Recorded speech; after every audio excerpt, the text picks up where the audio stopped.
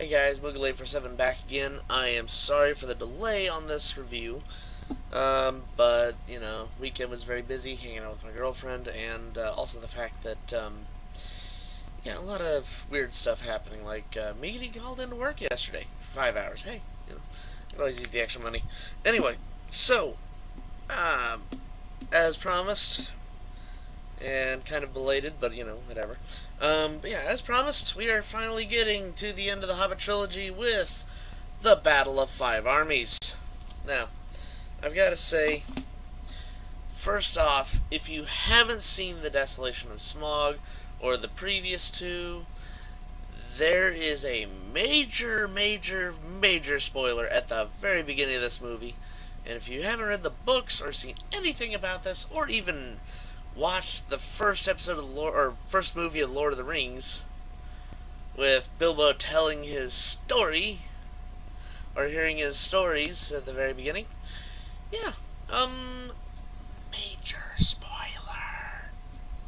Ready? They kill Smaug at the beginning of the movie. Just remember on last review I said, yeah, well, we don't know if it's going to happen or not. Yeah, it happens here. Just because you get the final shot of the last one is Bilbo sitting there looking up going, oh god, what did we just do? As Smaug is going and dive bombing the freaking town. Oops. Anyway, so, with this movie, you get the attack on Lake Town, and eventually ending with Bard actually killing the dragon. The dwarves end up finally getting to Erebor and staying there. Eventually the villagers decide to move to Dale, or to the old city of Dale, and they start trying to rebuild. But they need money to rebuild, and unfortunately the dwarves have pretty much hold themselves up and just giving everybody the middle finger. Eventually the elves show up to try to help the humans, and even go up to say, hey, you guys still owe the king here, the king of our elves here, these white diamonds. Are you going to seriously just not give us our due? To which the elves just say, no, you're not getting it? Sorry, bye. And even you get this little tidbit of the fact that Thorin wants the Arkenstone so badly and doesn't want to lose any of the treasures they just earned.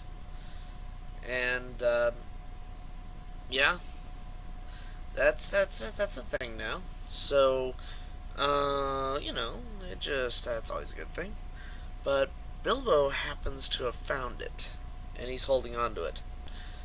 And thus we get into the Battle of Five Armies, where the dwarves and the humans, and the elves are all standing poised, ready to fight.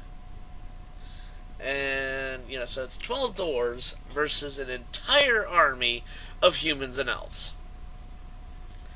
This sounds like a winning battle. And Bilbo even goes as far as sneaks out of the area and gives the Arkenstone to the humans and the elves and says, here's your bargaining chip. Thorin will do anything to get this back, including pay you guys what you need. Unfortunately, that doesn't work. Plus the fact that Thorin sits there like, oh, well, I will murder you all for taking my stone, and Bilbo goes up and goes, no, actually I took it. I gave it to them. And then right as he's about to be thrown off by Thorin himself, a guy who was like, yeah, okay, you after the first movie, you're pretty much a brother to me. You're a good guy. And suddenly he's like, no, F this guy. Throw him off. That's when Gandalf steps in and is like, hey, if you don't want him, I'll take him back. So, and eventually a battle ensues. You get great fighting going on between that. Eventually you get some more dwarves show up, led by Dane Ironfoot. And oh my god, when you see him show up and he's got his thick Scottish accent, and all the mechanical engineering of the dwarves, like, oh yeah, the elves are shooting a bunch of arrows.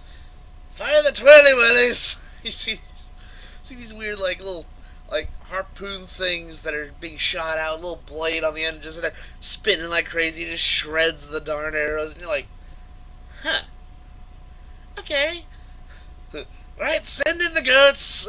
Oh God, I can't do it in Scottish accent. Sorry, send in the goats.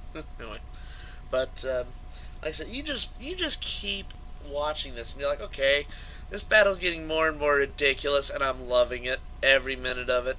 And then you get more stuff happening, this, that, and the other. I mean, you're sitting there going, holy crap, this is awesome.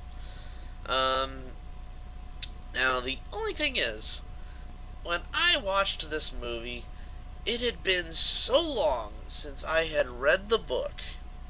The only casualty I kept remembering, and once again, this is a spoiler, I am sorry, but to talk about this movie, especially when there are only 2 to 3 major plot points left in the book outside of Bilbo gets home, is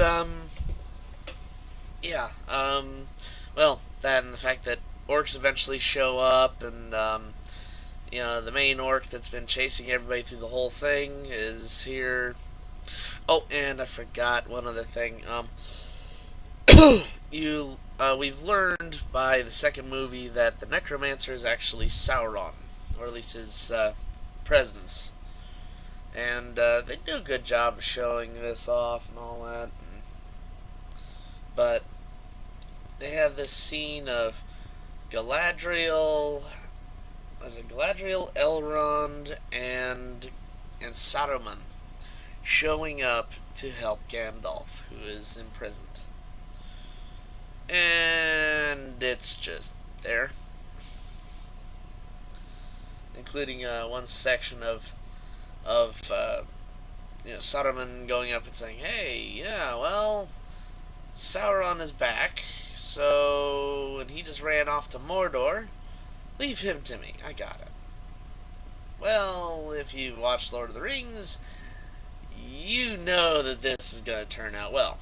So, believe me, when I get to my Lord of the Rings talks, you'll understand. Anyway, so,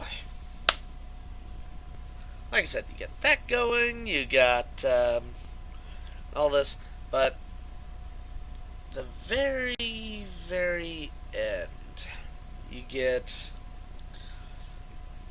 like I said, I remember one death in the book, and that is, and by the way, like I said, this is a spoiler, guys. I am so sorry.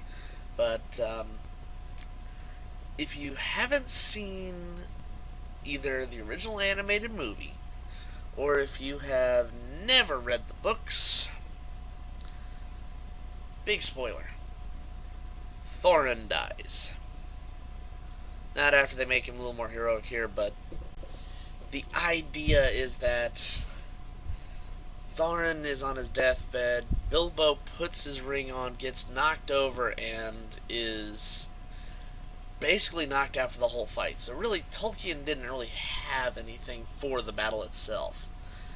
So this movie is mostly just Peter Jackson just well, crap, we got 2.5 hours to fill. Decapitation, blood, and gore. Because, oh yeah, by the way, I should point out, the original theatrical version of the Battle of Five Armies is rated PG-13. This version, it's R. Because, holy crap, things are getting disemboweled. Anyway, so, you get all these little things. You get, closure of all the dwarves. Oh yes, and by the way, Fili and Kili are also killed. And I will say this right now. I saw this movie. I had totally forgotten that Fili and Kili were also killed. All I remember was that Thorin died. So, I'm watching this with a buddy of mine. He has been invested in this series and is loving the little love story they've got with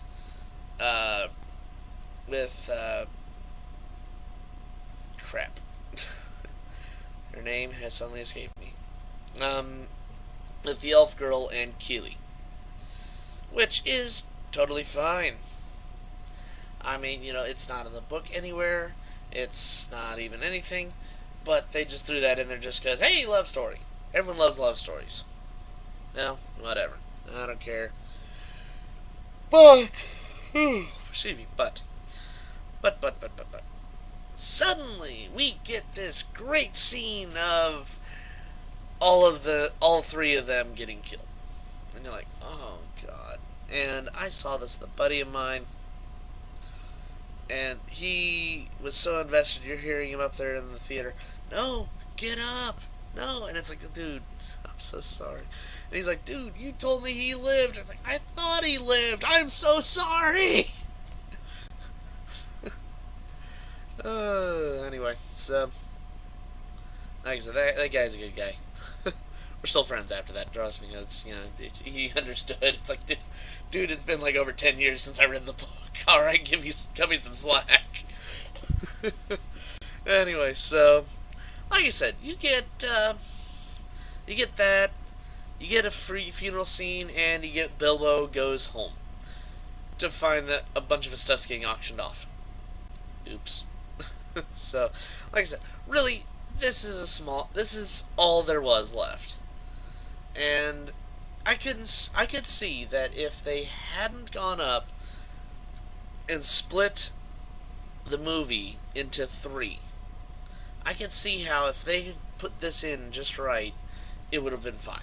But since they decided to do a 3rd movie, sorry again, you can just tell that Peter Jackson was struggling because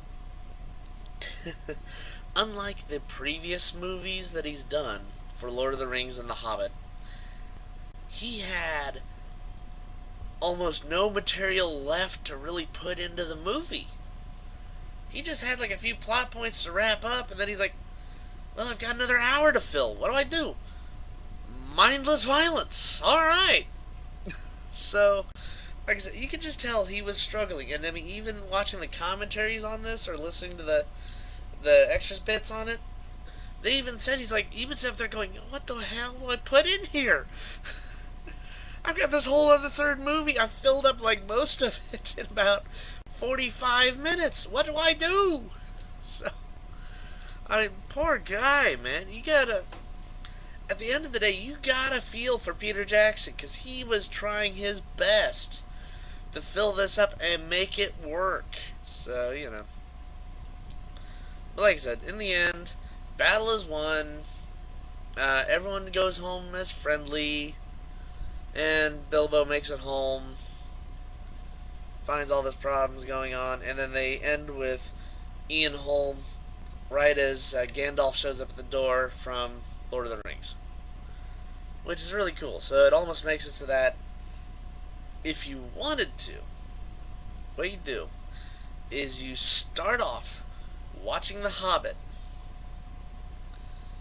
and what you get to about,